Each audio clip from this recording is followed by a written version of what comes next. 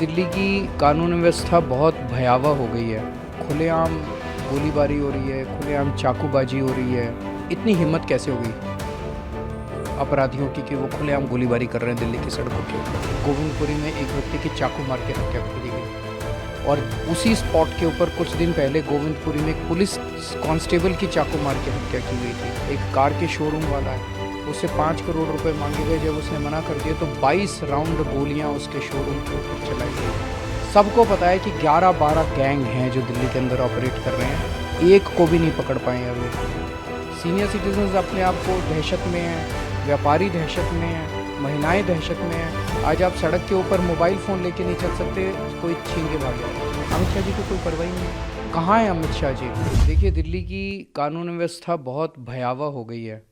Law and order की बहुत बुरी हालत हो गई है और खुलेआम गोलीबारी हो रही है, खुलेआम चाकूबाजी हो रही है। आज सुबह विश्वास नगर में एक बर्तन के व्यापारी मॉर्निंग वॉक के लिए गए। जब घर वापस आ रहे थे तो भरी सड़क के ऊपर 2 मोटरसाइकिल सवारों ने आके उनके ऊपर 8 राउंड गोली चलाई। उनकी वहीं स्पॉट पे मौत हो गई। इतनी हिम्मत कैसे हो गई अपराधियों की कि वो खुलेआम गोलीबारी कर रहे हैं दिल्ली की सड़कों के ऊपर। और ये कोई अकेली घटना नहीं है। पिछले 1-1.5 महीने के अंदर न जाने कितने गैंग वॉर दिल्ली के अंदर, शूट आउट्स दिल्ली के अंदर हो चुके हैं। आज ही उस विश्वास नगर की घटना के कुछ घंटे के बाद गोविंदपुरी में एक व्यक्ति की चाकू मार के हत्या कर दी गई और उसी स्पॉट के ऊपर कुछ दिन पहले गोविंदपुरी में एक पुलिस कांस्टेबल की चाकू मार के हत्या की गई थी। दिल्ली के अंदर व्यापारियों को खुलेआम फिरौती की कॉल्स आ रही हैं। उनको कॉल आती है, इतने करोड़ रुपए यहाँ पहुँचा दो, नहीं तो तुम्हारे बच्चों को मार देंगे, तुम्हारे परिवार को मार डालेंगे। एक मिठाई वाला है, उसको कॉल आई कि 2 करोड़ रुपए दो।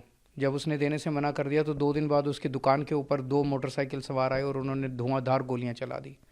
एक कार के शोरूम वाला है, उससे 5 करोड़ रुपए मांगे गए। जब उसने मना कर दिया तो 22 राउंड गोलियां उसके शोरूम के ऊपर चलाई गई।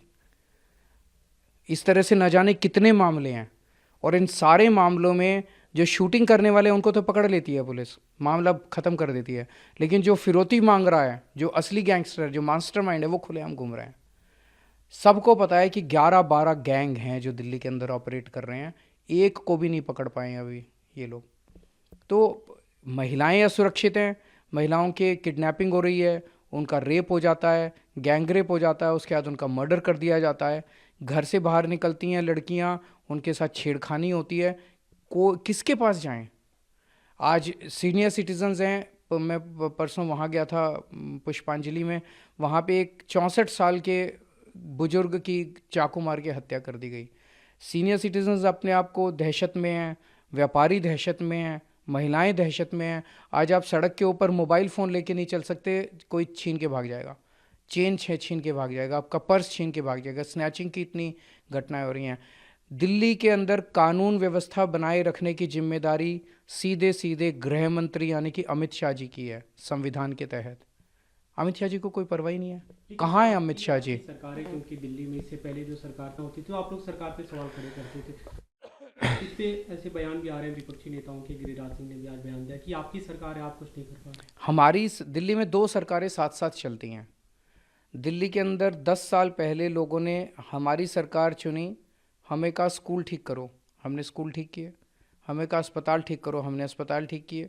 उन्होंने कहा बिजली ठीक करो, हमने बिजली ठीक की। लोगों ने एक जिम्मेदारी बीजेपी की केंद्र सरकार को दी, वो थी कानून व्यवस्था की, लोगों को सुरक्षा देने की, दिल्ली पुलिस की। वो जिम्मेदारी केंद्र सरकार की है और केंद्र सरकार में भी गृह मंत्री की है। गृह मंत्री कौन है? अमित शाह हैं। तो बीजेपी और अमित शाह, अब उनको एक ही जिम्मेदारी लोगों ने दी थी, उसमें भी वो बुरी तरह से फेल हो गए हैं।